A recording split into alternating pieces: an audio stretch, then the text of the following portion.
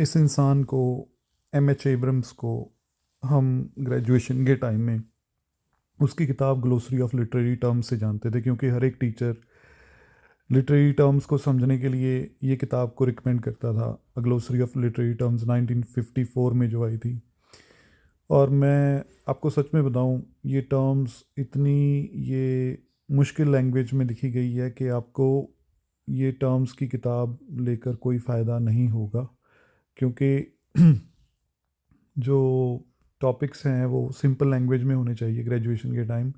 तो मैं तो यही सजेस्ट करूँगा कि टीचर्स को भी ये बुक रिकमेंड नहीं करनी चाहिए।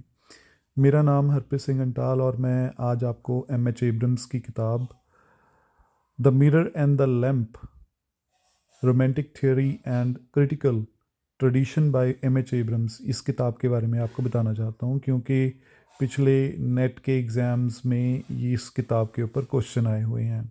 चलो पहले इसके बारे में ही बात कर लें, बाद में हम सभी वर्क सारी टाइटल्स को हम ध्यान से समझेंगे। Basically mirror and the lamp जो है, मिरर मतलब शीशा और लैम्प मतलब एक दिया। तो ये किताब 1953 में लिखी थी और इसमें 18 सेंचुरी और 19 सेंचुरी लिटरेचर को बड़ा अच्छे से एनालिसिस किया हुआ है, क्रिटिकली एनालिसिस किया हुआ है। 18 सेंचुरी न्यू क्लासिकल पीरियड है, जिसमें एज ऑफ पोप है, और रोमांटिक पीरियड विलियम वर्ड्सवर्थ का पीरियड है। सो both of the period both of the periods are very recognized periods, and we may learn a lot of things by reading these two type of literatures. तो यहाँ पे हम देखेंगे कि M H. Abrams इनको analysis करते हुए दो पीरियड्स को अलग अलग नाम दे रहा है, अलग अलग मेटाफर दे रहा है। एक very important thing to know कि ये जो टाइटल है मिरर एंड द लैम्प, ये टाइटल, ये फ्रेज़, ये कहाँ से आया? ये विक्टोरियन पीरियड में राइटर है टॉमस कार्लाइल, उसकी किताब सार्थर रिसार्थर से ये टाइटल लिया गया है। तो हम आप बात करें मिरर की और लैम्प की। 18 सेंचुरी लिटरेचर को उसने मिरर बताया, और मिरर का मतलब शीशा। शीशा मतलब जो ये राइटर्स थे, इस टाइम के राइटर्स थे, अलेक्जेंडर पोप, सैमुअल जॉनसन्स, ये सटायर्स लिख रहे थे। ये शीशा दिखाने की कोशिश कर रहे थे सभी लोगों को, उस टाइम के रीडर्स को।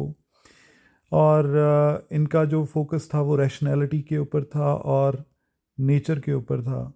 और ये राइटर्स ऑब्जेक्टिवली लिखना चाहते थे और अपनी नॉलेज, अपनी इंटेलेक्ट ये शो करना चाहते थे। तो यानी कि ये जो राइटिंग है, ये मोस्टली राइटिंग सटायर्स हैं, और सटायर एक सोसाइटी का शीशा होता है।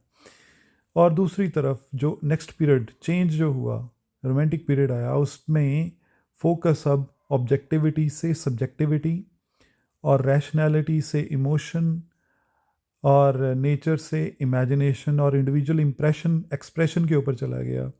1798 में जब लिरिकल बैलेड्स आए तो उन्होंने पूरा एक शिफ्ट कर दिया, लिटरेचर को चेंज कर दिया। और अब जो राइटर है वो खुद एक दिए के समान है, एक लैंप के समान है, और वो खुद एक लैंप बन के, एक आर्टिस्ट, एक पोइट, अपने इंडिविजुअल क्रिएशन से वो पूरे संसार को इल्यूमिनेट करना चाहता है दिए के रूप में, और संसार को चेंज करना चाहता है, एक दिशा देना चाहता है। मतलब जब एक लैंप जब जलता है तो दिया क्या करता है? अंधेरे में रोशनी का काम करता है।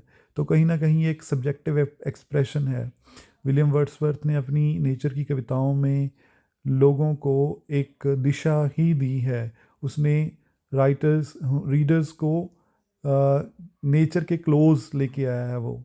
तो एम.एच. एब्रम्स ने ये ट्रांजिशन इस किताब में दिखाया।